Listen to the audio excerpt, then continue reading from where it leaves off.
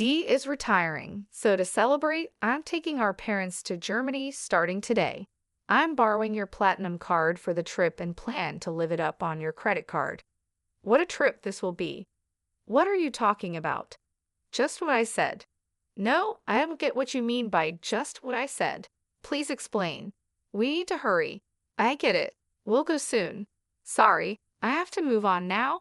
I'll hear the details when I get back. Just one thing, though the credit card won't work. Huh? My jobless husband Jeremy took my credit card to take our parents-in-law on a trip.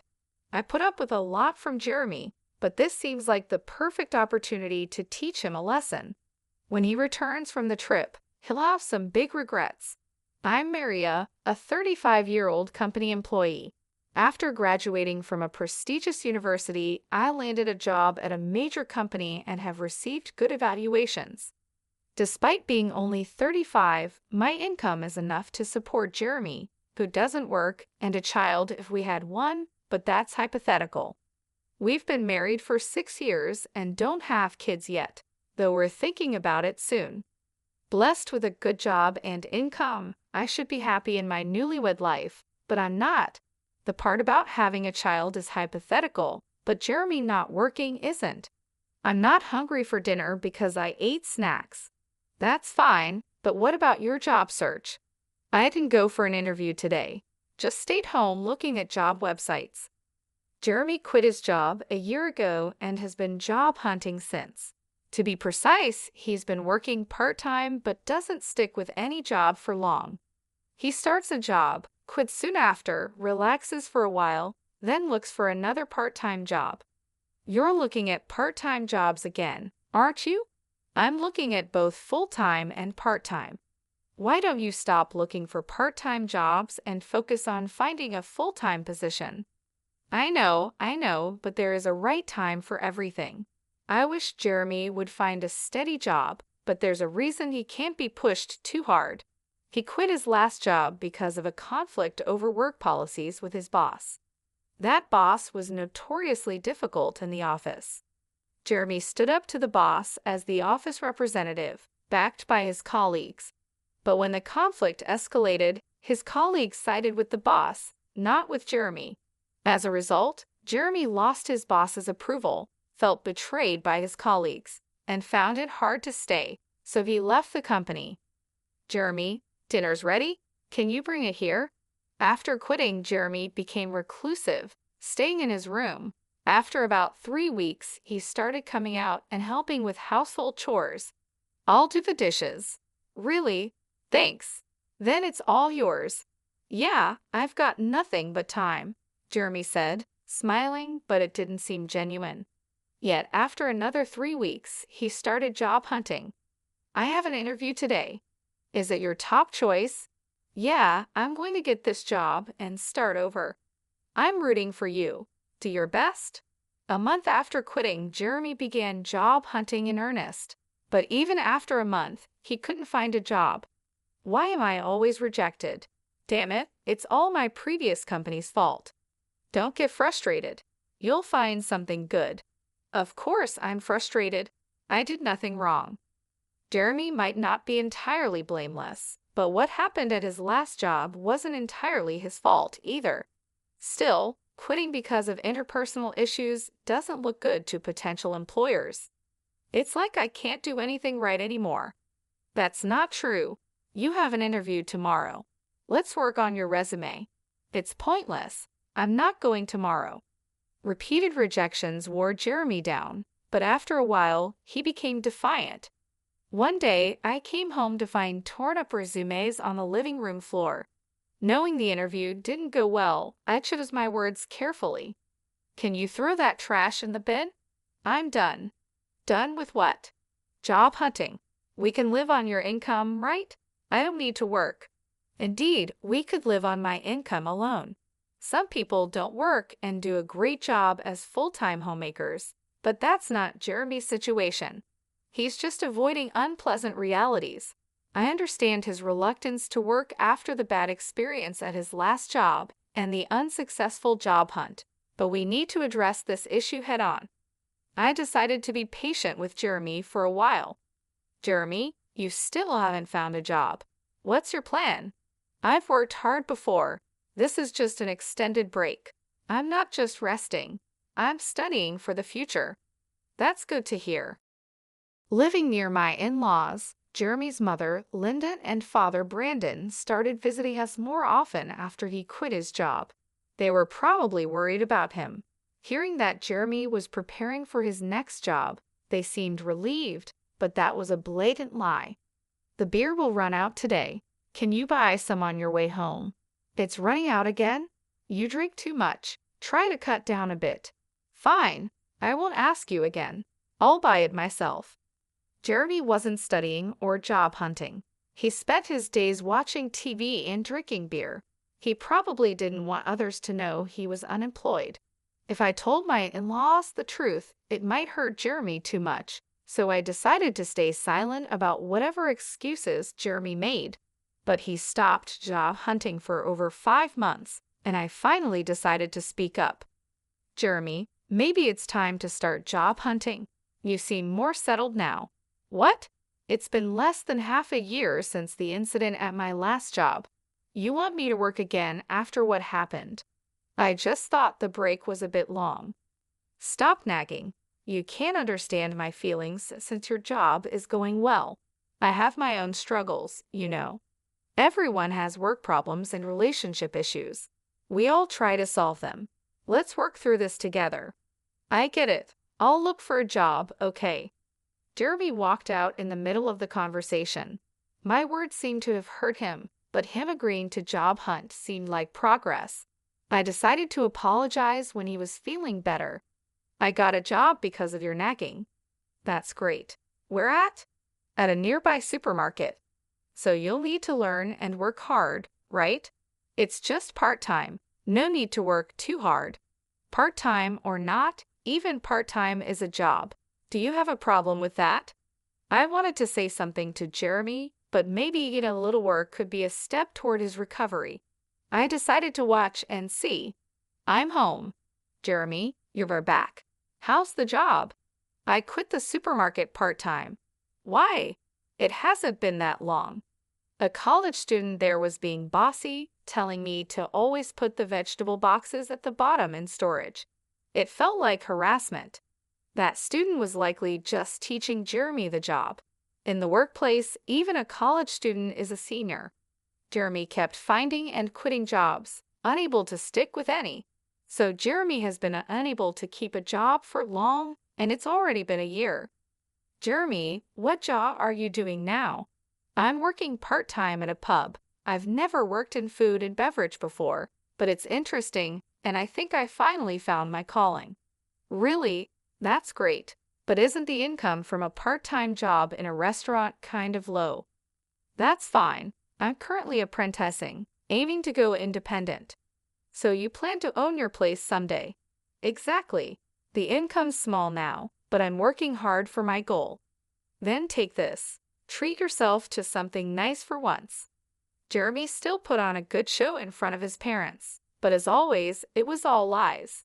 He quit the pub job 4 days after this conversation, lying and even taking allowance from his parents.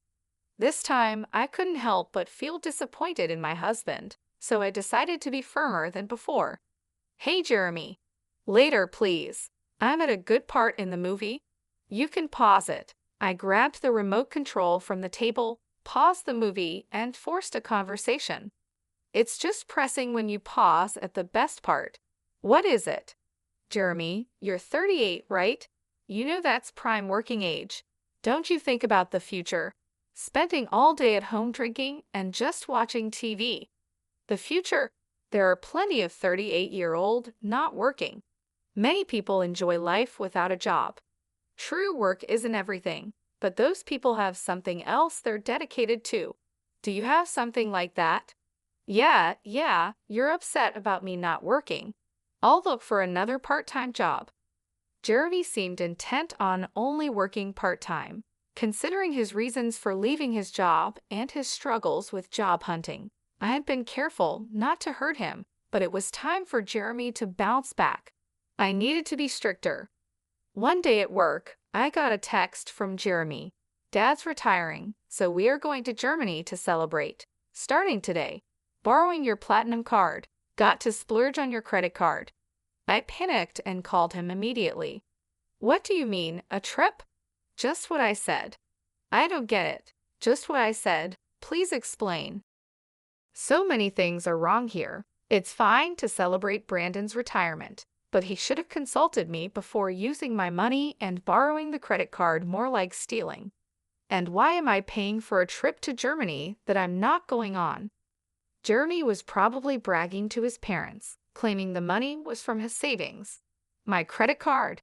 Thinking about it infuriated me, but one thing Jeremy said caught my attention. You said you borrowed a credit card. The one from our house. Yeah. Why do I have a platinum card? Some people think you need a high income for it, but that's not true. Credit history, stable income, and other factors matter, and it's attainable in your 40s. The annual fee is high, but I use it for the benefits and points. However, that credit card is in my wallet. So you took the credit card from home? Yeah, so I'm counting on you for the payment.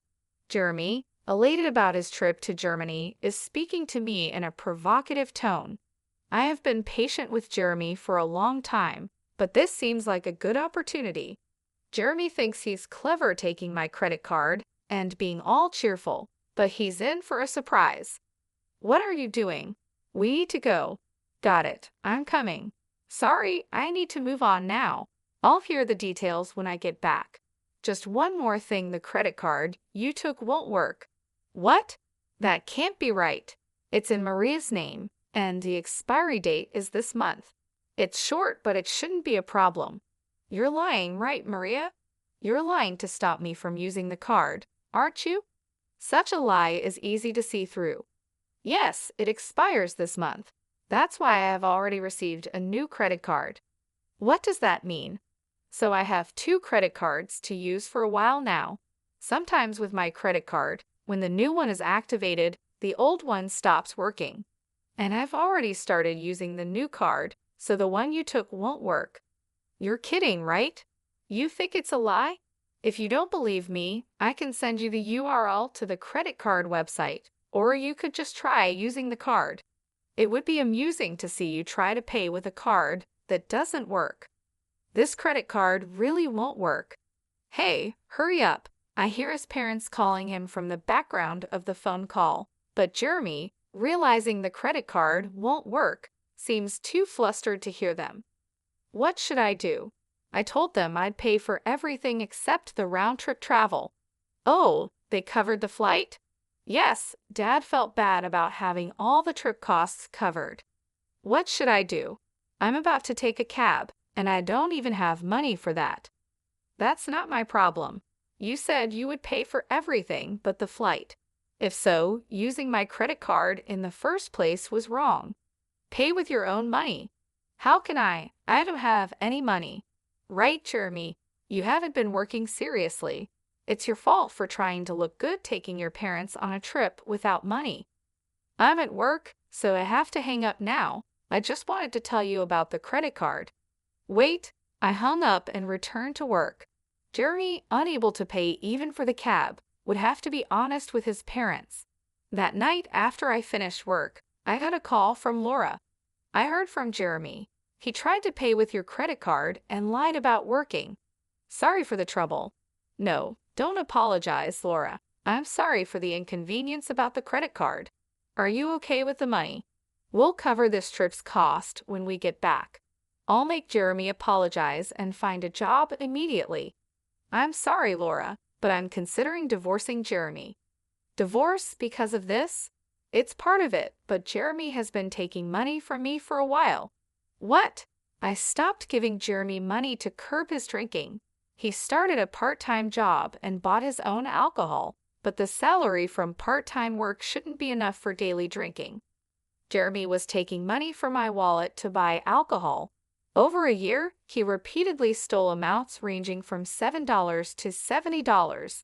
The sum became significant. I had been strict with Jeremy, hoping he would eventually turn things around, but when he stole my credit card for his trip, it wasn't just about $75 anymore. This leap in the amount he took convinced me that he had no intention of improving. I respect your decision. Should I tell Jeremy about the divorce? Could you just tell him I want a divorce? We'll discuss the rest when he returns home. About an hour later, the next morning after my call with Laura, Jeremy called. He must have heard about the divorce from Laura, but I had asked her to wait until he was back to discuss it. Too exhausted, I had decided not to answer his call. The next morning, after returning from work, I found Jeremy at home. He had cut his trip short. "I'll work properly now. Please don't leave me," he pleaded. As I entered the living room and saw Jeremy, he immediately apologized. His regrets seemed sincere, but came too late. He had a whole year to change, yet still asked for another chance. I had warned him repeatedly, yet he squandered every opportunity. I'm not going to give Jeremy another chance because he gave up on me. My mind is made up. Can you leave? Please don't say that. If you don't leave, should I call someone to help you pack your things? I'll move out only if you can afford the rent here. Jeremy fell silent. He didn't even have the money for next month's rent, let alone an income. My words and the reality of the impending divorce made him realize the severity of his situation. With nothing to take, Jeremy seemed to be leaving the house, probably heading to his parents' place. I thought about asking if he had money for transportation, but Jeremy isn't a child. He should manage his own affairs, money or not. I sadly watched Jeremy leave the house. After leaving, Jeremy went to his parents' house. Later, I received a call from Linda. My parents-in-law let Jeremy stay for one night, but then asked him to leave the next day. They thought he might become too reliant on them if he stayed. Creating a situation where he must fend for himself was perhaps their intention. It must have been painful as parents to send their son away, but they made a tough decision for Jeremy's recovery. Kicked out from his parents' home, Jeremy came back to our house, pleading with me. "Please help me. I've got nowhere to go and no money." That's the result of your own actions. You need to handle it yourself. Everyone deals with their hardships. Maybe sometimes it's necessary to ask for help, but all you have done in the past year is abandon your responsibilities and do as you please. I didn't let Jeremy into the house and turned him away from the doorstep. The divorce eventually went through. Jeremy was reluctant, but with the support of his parents, it happened quicker than expected. I have no idea what happened to Jeremy after we split up. He's probably still jumping from one job to another and making excuses for himself. I used to think I'd feel lonely without him, but to my surprise, I didn't feel lonely at all. Instead, I felt a weight lifted off my shoulders. Living with Jeremy had been incredibly stressful. His attitude and constant need for reassurance kept me on edge. I was always walking on eggshells, afraid of saying something that might upset him. Now, without him around, I don't have to worry about that anymore. Without Jeremy, my life has become much more comfortable. I hadn't realized just how much of a burden our relationship had been. I was constantly trying to support him, both emotionally and financially, and it drained me. Now, I can focus on myself and my own well-being. I'm relieved that I didn't let Jeremy drag me down with him. I was always trying to help him, hoping he would change, but it never happened. Letting go of that responsibility has been freeing. I no longer have to cater to anyone else's needs or deal with anyone else's problems. I can finally live my life on my own terms, without having to accommodate anyone else. It's a fresh start, and I'm embracing it fully. I have more time for myself, more energy to pursue my own interests, and a clearer mind to think about my future. I'm grateful for this new chapter in my life, free from the stress and worry that Jeremy brought into it.